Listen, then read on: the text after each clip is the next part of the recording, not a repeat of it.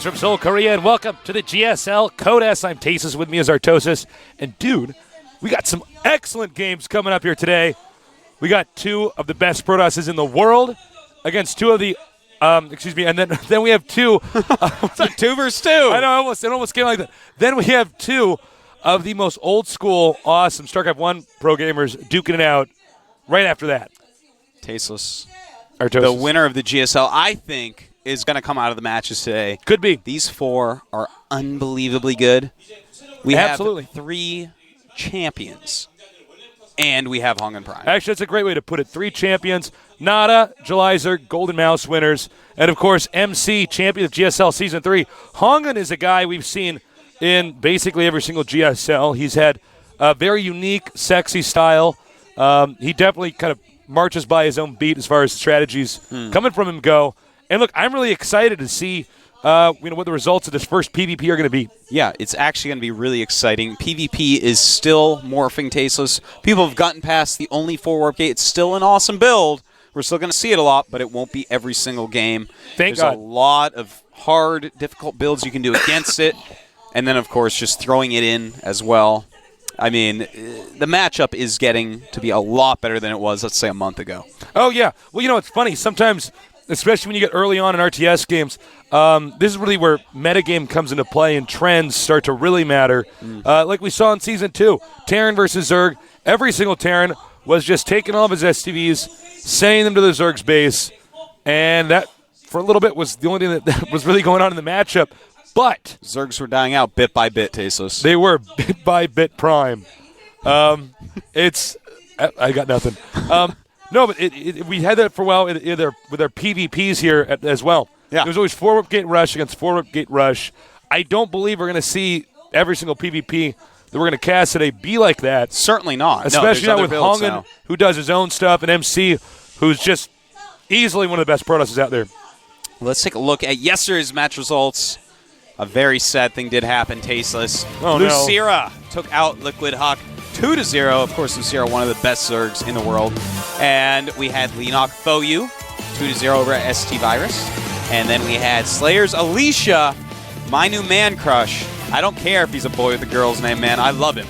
He went 2-0 against TSL Rain. And then we had Supernova 2-0 over Killer. And that leaves us with a T, a P, and 2 Zs in the top 4 of Code A. Pretty exciting. I love it. Can't get more balanced than that as far as the race distribution. Unless we had a Zelnaga as the 4th race or something. I don't know what else we could do. Now, okay, for Code S, round of 8 matches. Today we're only doing 2 best of 5s. That's right. It's going to be OGS MC of Protoss against HongUn Prime, another Protoss. And, of course, after that, Jelizer against OGS Nada. Tomorrow we'll have San Zenith against SC Foyu and Fox Lin against any Pro Prime. By the way, this final 8 is completely different from Season 4's Final 8. Yes, it is. Yeah. And thus, the top 4 will be completely different. So will the top 2, and the winner is going to be different as well, Tasteless. Yeah. Again, looking at those 2 days of players, it almost feels like today it's like, wow, these are the huge superstars. The other side is more rising names in StarCraft 2. I mean, of course, Lin, he's a champion from Warcraft 3, but hasn't done a whole lot in StarCraft 2 yet. Most of the Warcraft 3 players in the GSL have had little success, so it's exciting to see Lin get as far as he has. And, yeah, I mean, Moon, unfortunately, even though he did very well at IEM, unable to really make much of a dent here at GSL. So it's exciting for Lin. And for all of us who are watching to kind of see Lin progress. Lin was a guy who literally was shooting auto turrets when there weren't battles. Yeah.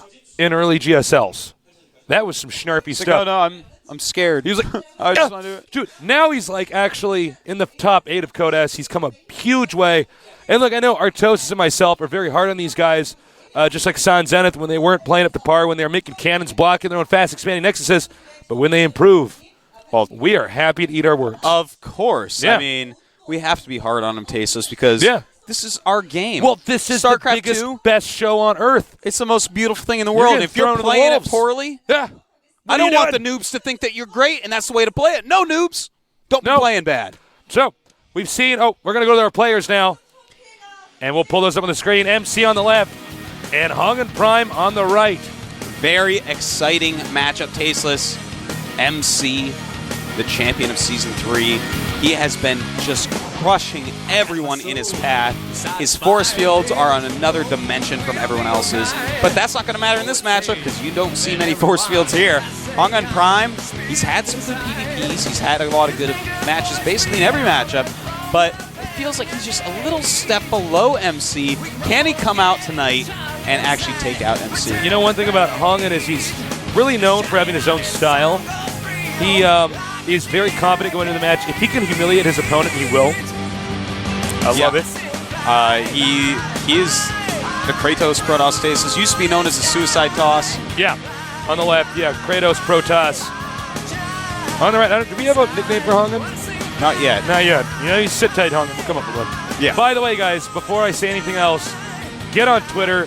If you don't have a Twitter, okay, first of all, you got to get your act together. All right. I'm sick of those people who are too cool for Twitter. Those are the people before who were too cool for Facebook. Now they take it off that site. Get on Twitter. Hashtag GSL. Yeah. Start talking about the GSL. Tonight is the night, everybody. July Zerg against Nada, one of the biggest, most epic matches in StarCraft 2's history. It was one of the biggest, most epic matches in StarCraft 1 history. Yeah. So we have to talk about that. We have to get everyone watching that we possibly can. Get on there. Hashtag the shift and the 3-button GSL. Talk to me. Talk to Call Me Tasteless. Talk to Artosis. Talk to GomTV.net. Talk to everybody. Get this going. Let's trend it again. Last time we tried this, we got Jinro trending. We can do it again with Nada in July. We could certainly do it today, guys. So get on Twitter. We want this a trending topic. Even if you don't use Twitter, I don't care. Go on there, make an account. Very easy. Do it. And we won't make you use it again until we decide to hashtag GSL another round of matches. That's right. No, we know a lot of people are going to be tuning in for this match. Let's push it. Let's open up esports more. There are nerds out there that don't know what the GSL is, and nerds use Twitter. So let's get to those nerds. No, by trending only the cool nerds use Twitter. All right. Well, nerds by definition, by my definition, Tasteless, are cool. No, there's not cool nerds, and those are the ones that are not using Twitter. That's true. I have a little two kinds of nerds explanation I'll go into when we don't have such a short amount of time to talk here.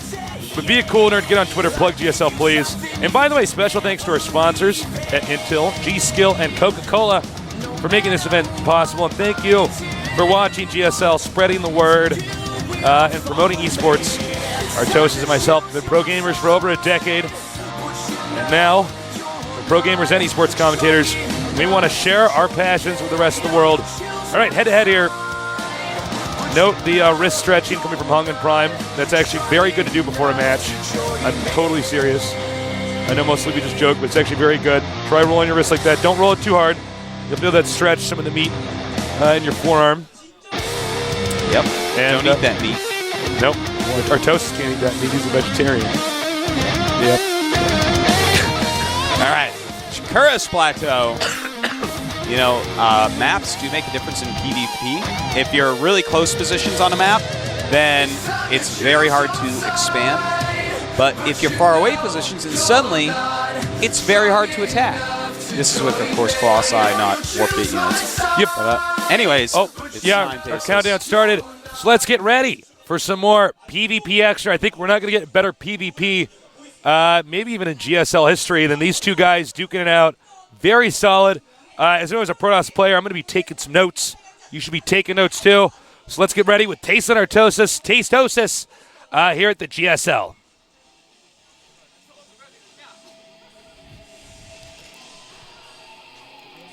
The game got dropped. I'm sorry.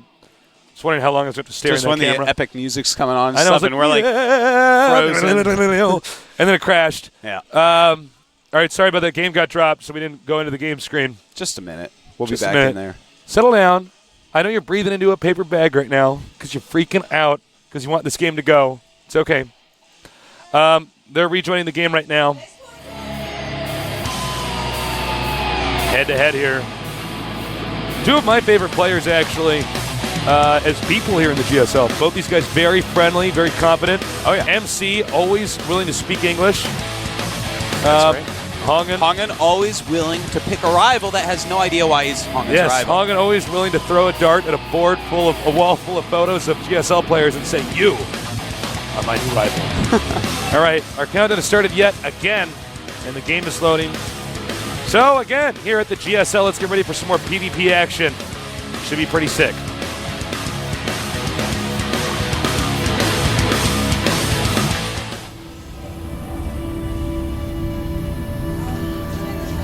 Over here in the red at the bottom left, he is MC.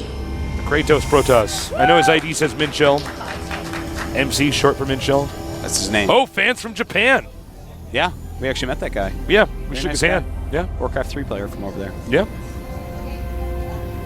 I still need to go to Japan. I've been all over Asia. All over the world, man. Yeah. Might go there in a couple months. So, All right. it's a really fun place.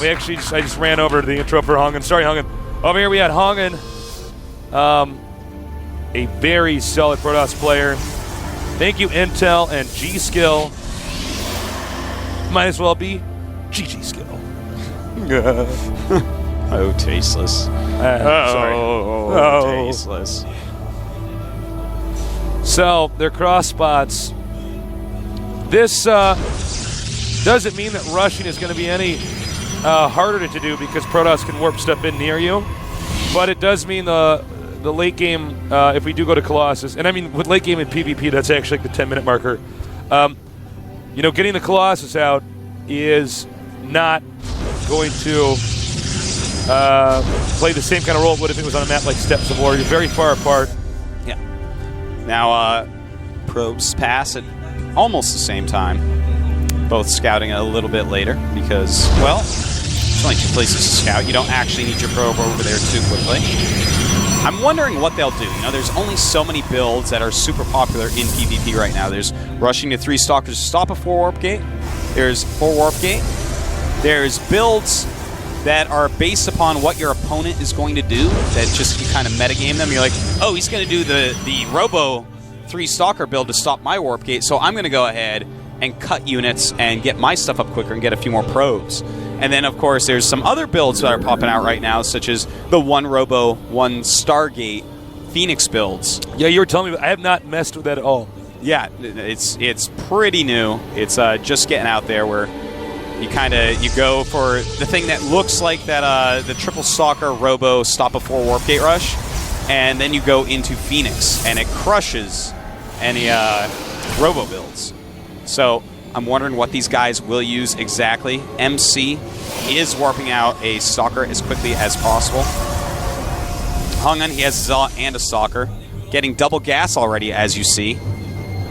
That can mean a few things. Getting double gas, it can be a little bit scary at first for a Protoss, because, of course, that's going to make 4 warp gate easier to pull off on you, but without extra sentries, if you do need them, it oftentimes does mean blink stalkers if you see it this quick. Otherwise, good chance it'll be a Robo build. And in fact, okay, I'm surprised that very standard. This is probably the most common build on the Korean server at Masters level. It is the 4-warp gate rush. Only get stalkers and zealots. Warp in 2 pylons at the bottom of your opponent's ramp. Uh-oh. Now, HongUn ideally wants to try to intercept the probe before it can plant the pylon. However, by the way, incredible micro here. Uh-oh. I think HongUn might be in trouble. Yeah, HongUn is in trouble. He definitely did mess up there. MC totally out-microing him. Oh my bam, God. Going to kill all his units. I'm not even calling this too early. That actually could cost him the game. Yeah, in fact, MC, he knows exactly what's going on here. He's already making pylons in the main base of his opponent, and HongUn is in deep, deep trouble. He's actually about to die. Yeah, There's no way to stop it from here. HongUn should not have been so ambitious with those units at the bottom of the map. And goodbye. Okay. Well, that will be it. That is how you do it. Trying for a DT rush, absolutely not going to work. Very, very risky build here by HongUn, and MC GG crushes him for it. Okay, so I want to go in depth and tell you guys exactly what occurred there, because it's not too complicated. What happened was MC's probe sees the very fast second gas of HongUn. Now, it looked like MC was probably going to 4-warp gate that game, but not necessarily. He didn't commit to an early Zealot. And, he could have got his second gas a little bit later, something after he chased him out. Yeah, that's fine. You can actually get a second gas a little bit later and just work on getting some additional probes, some additional stalkers out. So he saw the quick second gas before a second gateway from HongUn. And when he saw it, he's like, okay, he's going for a tech build. He can't truly tech and hold a 4 warp gate. If you get your second gas that quick, yeah, you can get out sentries and stop the 4 warp gate, but you're going to be spending all your gas on sentries, which become completely useless later on. All they do is like some guardian shields and stuff, and that doesn't really help against Colossus. You are such tech. a professor with that. You like with that? this, I'm a little bit cold on. today, so I'm wearing a He's sweater. wearing that thing on. You look like a... Let me finish. Sorry. It's fine. Just imagine you in a big library and you're smoking out of a corncob pipe. What are you saying? Sorry, go ahead. No, I'm listening. Go ahead. He sees the quick gas, so switches into 4 warp gate. HongUn, on the other hand, I don't know why he's in the middle of the map with a Zealot and a Stalker. Yeah, that is actually where I was kind of like... If you're trying to stop a warp gate rush, you need to rush to 3 Stalkers.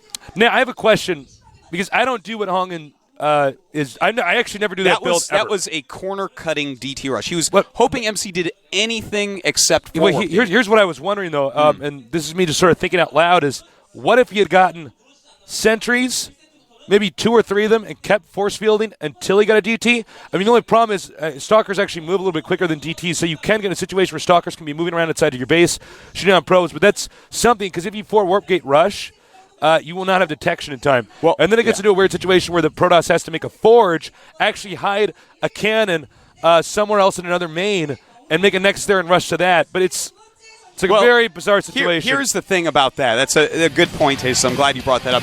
He was in the middle of the map with that Stalker and with that Zealot. He didn't have a whole lot of gas to make these things. He only had 1 gateway because he was going so quickly to Dark Templars. It was basically a complete gamble build.